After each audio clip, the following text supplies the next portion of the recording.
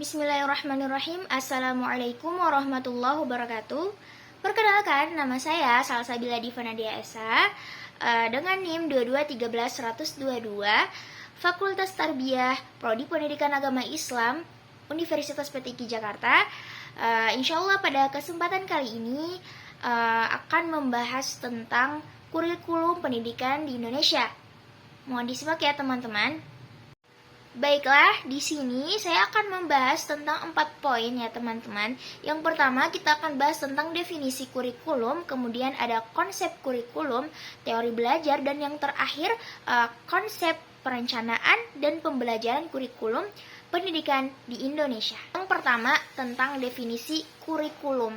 Nah, secara etimologis kurikulum itu berasal dari bahasa Inggris yang berarti rencana pengajaran. Nah, jadi kurikulum itu dapat diartikan sebagai tujuan pengajaran, kemudian pengalaman belajar, alat pembelajaran, dan juga sebagai penilaian yang direncanakan dan digunakan dalam pendidikan.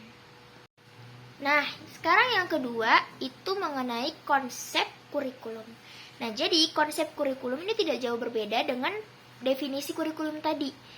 Jadi ada 3 poin penting yang harus teman-teman ingat tentang konsep kurikulum.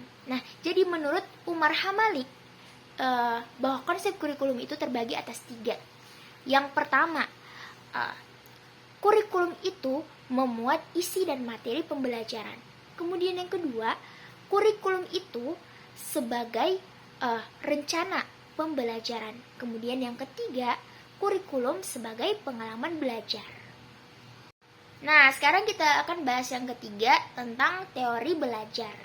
Jadi teman-teman, dalam kurikulum itu ada 4 teori belajar yang kita harus ketahui. Yang pertama ada teori behaviorisme. Nah, jadi teman-teman, teori behaviorisme ini adalah teori yang menjelaskan bahwa belajar itu merupakan perubahan perilaku seseorang yang dapat kita amati, dapat kita lihat, dapat kita nilai secara konkret. Contohnya seperti apa? Seperti ada siswa yang mendapatkan punishment karena melanggar aturan-aturan di sekolah. Selanjutnya ada teori kognitivisme. Nah, teori kognitivisme ini merupakan teori yang menjelaskan bahwa belajar itu merupakan interaksi antara mentalnya dengan lingkungan sekitar, sehingga menimbulkan adanya perubahan pengetahuan dan juga tingkah laku. Nah, contohnya seperti apa? Seperti ada seorang siswa yang tidak memahami pembelajaran yang dijelaskan oleh seorang guru dalam kelas.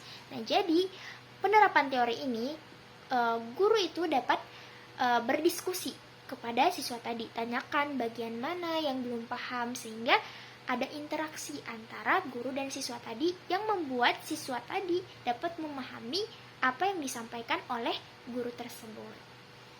Nah, selanjutnya ada teori konstruktivisme. Nah, jadi teori ini menjelaskan bahwa belajar itu merupakan proses pelajar itu aktif membangun ide-ide baru atau konsep.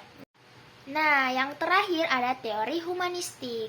Jadi teman-teman, teori humanistik ini menurut saya adalah teori yang sangat menarik karena tujuan belajar dalam teori ini ialah memanusiakan manusia. Nah, jadi proses pembelajaran itu dianggap berhasil apabila pelajar atau siswa tersebut itu dapat memahami lingkungan sekitarnya dan juga dirinya sendiri. Nah, jadi siswa tersebut itu dia selalu berusaha dan yakin bahwa lambat laun dia pasti dapat mencapai aktualisasi dirinya sendiri dengan sebaik-baiknya. Nah, yang terakhir kita akan membahas tentang konsep perencanaan pembelajaran. Jadi teman-teman, konsep perencanaan pembelajaran ini adalah sebuah proses pengambilan keputusan dari hasil berpikir secara rasional mengenai sasaran dan tujuan yang harus dilakukan untuk mencapai tujuan tertentu dengan cara memanfaatkan segala potensi dan juga sumber belajar yang ada.